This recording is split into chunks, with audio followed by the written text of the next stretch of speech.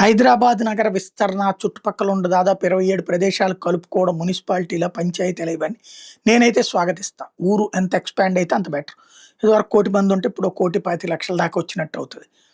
ఆహ్, దాంతో హైదరాబాద్ అన్నటువంటిది దేశంలో అతిపెద్ద నగరాల్లో ఒకటి కిందకని తయారవుతుంది.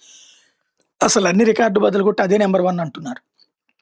అది పక్కన పెడితే ఎలక్ట్రిసిటీ, కేబులు ఈ 2 పనుల్ని అండర్ గ్రౌండ్ స్టార్ట్ చేయమని ఆదేశించారట. ఫైబర్ నెట్వర్క్స్ కూడా. తెలంగాణ ఫైబర్ నెట్వర్క్స్ కూడా.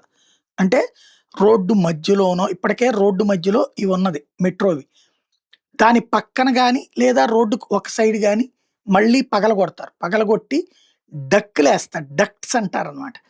వేస్తారు. అంటే ఒక పెద్ద బాక్సుల్లాంటియి. దాంట్లో ఒక బాక్స్‌లో ఎలక్ట్రిసిటీ, ఇంకొక బాక్స్‌లోనేమో ఇప్పుడు వీళ్ళు చెప్పేటటువంటి కేబుల్సు, కేబుల్ నెట్వర్క్‌కి సంబంధించినటువంటి కేబుల్సు, అట్లాగే ఇంకొక బాక్స్‌లో ఈ ఊరికి కావాల్సినటువంటి ఇతర కేబుల్స్ వేస్తారనమాట.